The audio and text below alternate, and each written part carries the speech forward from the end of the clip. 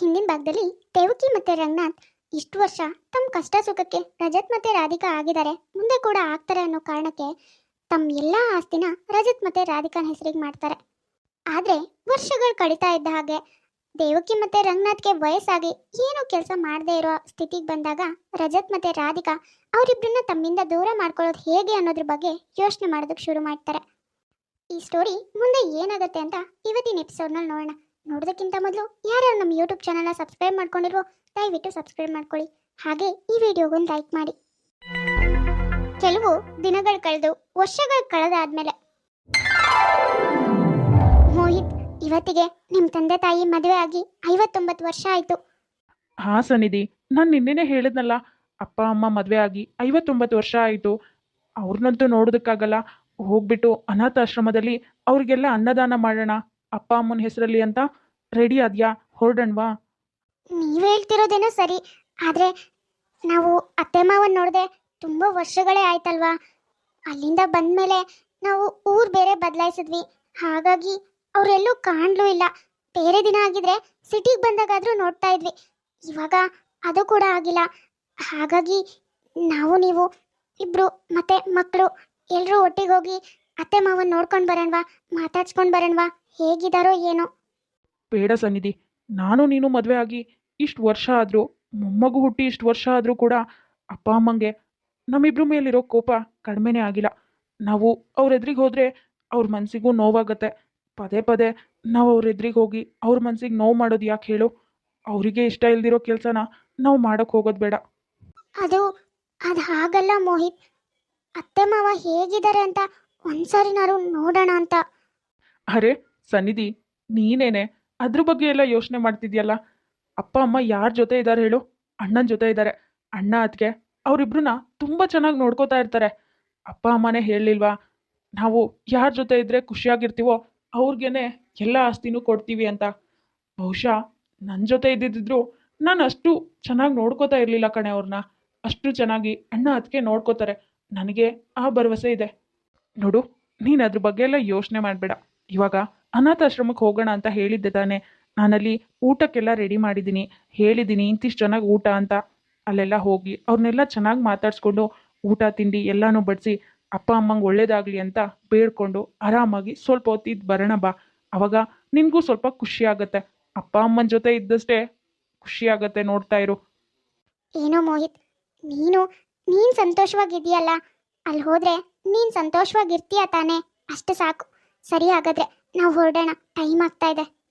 ಮೋಹಿತ್ ಮತ್ತೆ ಸನ್ನಿಧಿ ತಂದೆ ತಾಯಿಯಿಂದ ದೂರ ಇದ್ರೂ ಕೂಡ ತಂದೆ ತಾಯಿಗೆ ಒಳ್ಳೇದು ಬಯಸೋದು, ಅವರು ಒಳ್ಳೇದಕ್ಕೋಸ್ಕರ ತಾವು ಏನು ಮಾಡಬೇಕೋ ಅದನ್ನೆಲ್ಲ ಮಾಡೋದನ್ನು ಮಾತ್ರ ಬಿಟ್ಟೇ ಇರೋದಿಲ್ಲ. ದೇವಕಿ ರಂಗನಾಥ್ ಜಾತಿ ಬೇರೆ ಇರೋಳನ್ನ ಮದುವೆ ಆಗಿದ್ದಾನೆ ಮಗ ಅಂತ ಮಗ ಸೊಸೆ ಇಬ್ರು ತುಂಬ ಕೀಳಾಗಿ ನೋಡ್ತಾ ಇರ್ತಾರೆ. ಆದರೂ ಕೂಡ ಒಂದು ದಿನನೂ ಸನ್ನಿಧಿ ಅತ್ತೆ ಮಾವನ ಬಗ್ಗೆ ಕೆಟ್ಟದಾಗ ಆಲೋಚನೆ ಕೂಡ ಮಾಡಿರೋಲ್ಲ.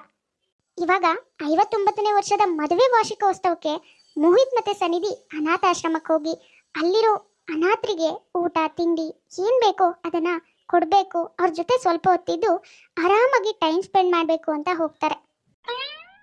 ಅಮ್ಮ, ನೀವಿಬ್ರು ದಂಪತಿಗಳು ಅದು ಎಷ್ಟೋ ವರ್ಷಗಳಿಂದ ಈ ಆಶ್ರಮಕ್ಕೆ ಬಂದು ಅನಾಥರಿಗೆ ಅನ್ನದಾನ ಮಾಡ್ತೀರಾ.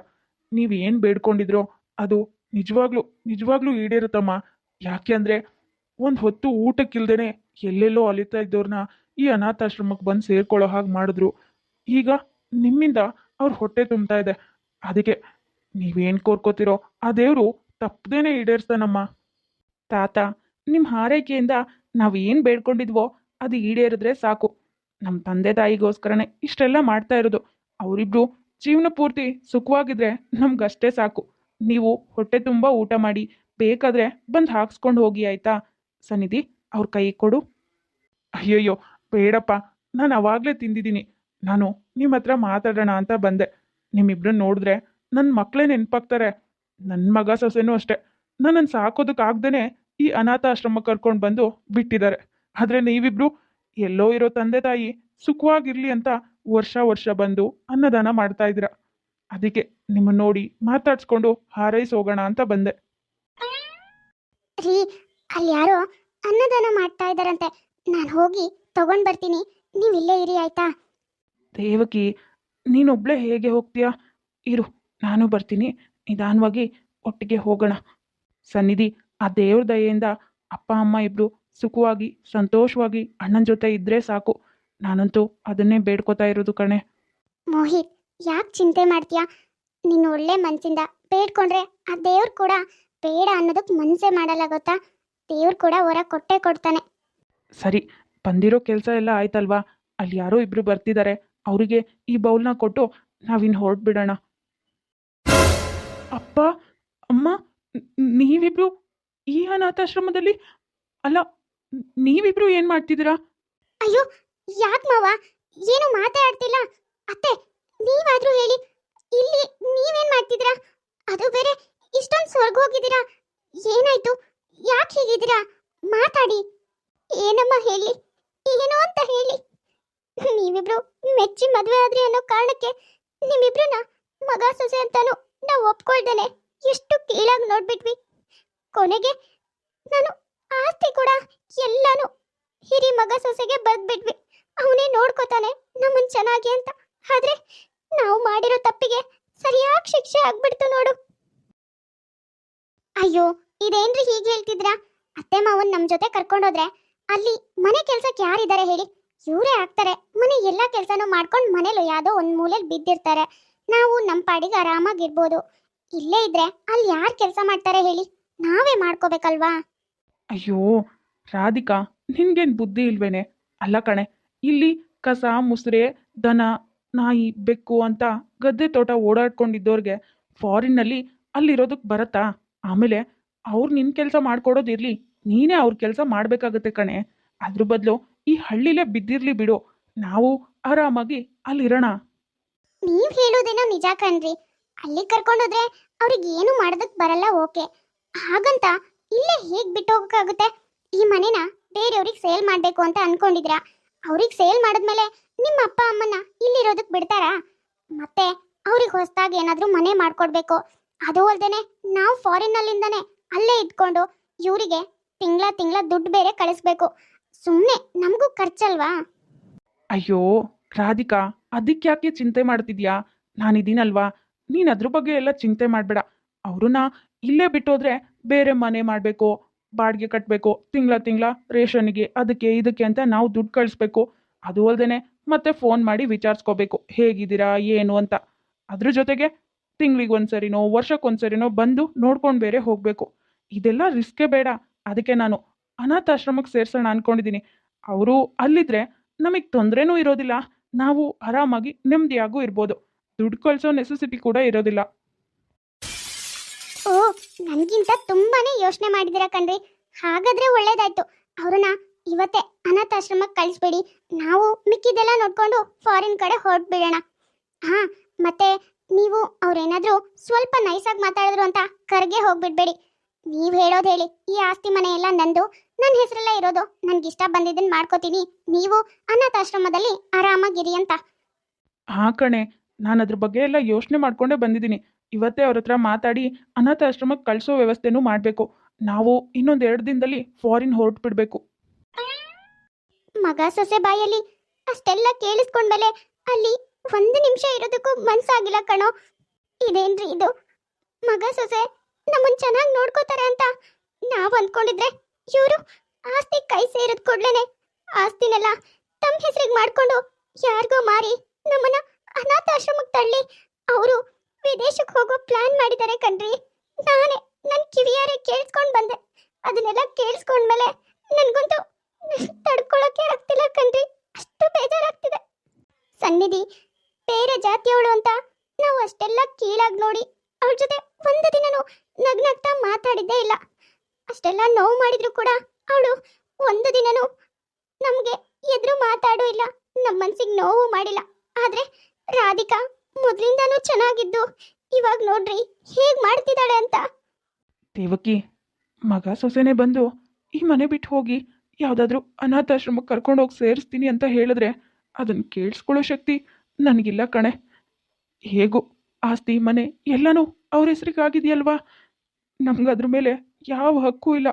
ಅವ್ರಿಗಿಷ್ಟ ಬಂದಿದ್ದನ್ನು ಮಾಡ್ಕೊಳ್ಳಿ, ನಾವಿಬ್ರು ಎಲ್ಲಾದರೂ ಹೋಗಿ ಬದುಕೋಣ. ಅವ್ರು ಹೇಳೋದಕ್ಕಿಂತ ಮುಂಚೆ ನಾವೇ ಹೊರಟೋಗೋಣ. ಬಾರೆ ದೇವಕಿ. ರೀ ಒಂದು ನಿಮಿಷ ಇರ್ರಿ, ನಾನು ಮನೆ ಒಳಗೆ ಹೋಗಿ ಇವಾಗಲೇ ವಾಪಸ್ ಬಂದ್ಬಿಡ್ತೀನಿ.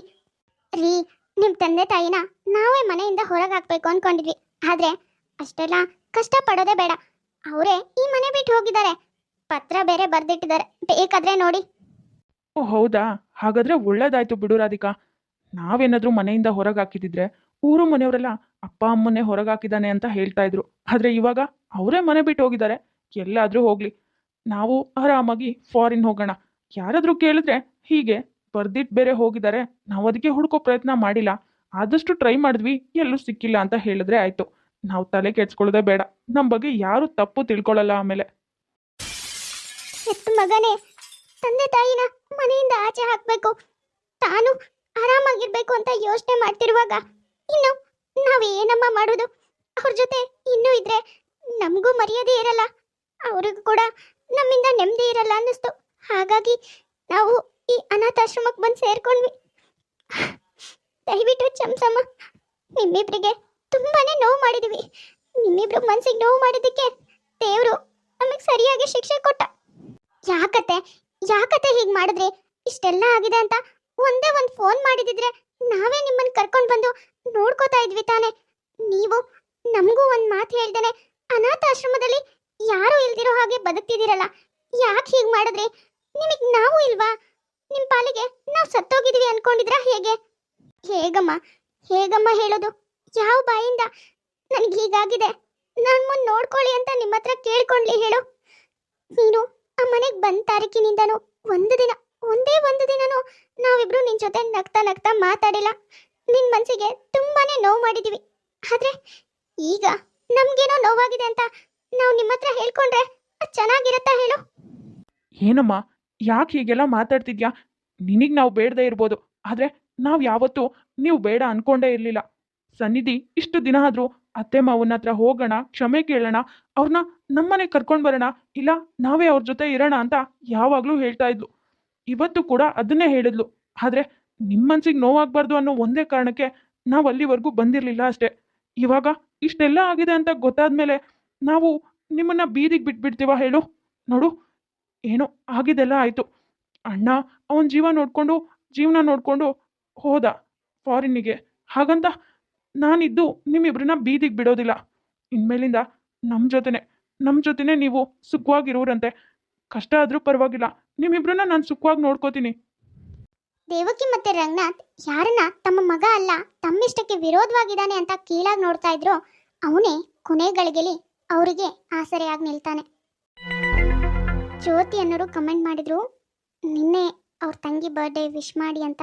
ಬಟ್ ಸಾರಿ, ವಿಶ್ ಮಾಡೋದಕ್ಕಾಗಿರಲ್ಲ, ಅದಕ್ಕೆ ಇವತ್ತು ವಿಶ್ ಮಾಡ್ತಾ ಇದ್ದೀನಿ. Hi Ankita, wish you happy birthday. Sorry for the late wishes. ಯಾವಾಗಲೂ ಲೈಫಲ್ಲಿ ಖುಷಿಯಾಗಿರಿ.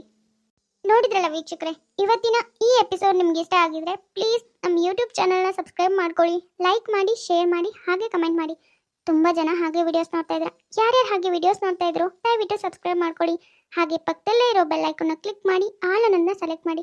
ನೆಕ್ಸ್ಟ್ ಯಾವುದೇ ವಿಡಿಯೋ ಹಾಕಿದ್ರು ನೋಟಿಫಿಕೇಶನ್ ಬರುತ್ತೆ. ನೋಟಿಫಿಕೇಶನ್ ಮೂಲಕ ನೀವು ವಿಡಿಯೋನ ನೋಡ್ಬೋದು. ಸರಿ, ಹಾಗಾದರೆ ನಾನಿನ್ನ ಹೊಡ್ತೀನಿ. ನೆಕ್ಸ್ಟ್ ವಿಡಿಯೋದಲ್ಲಿ ಮತ್ತೆ ಸಿಗ್ತೀನಿ.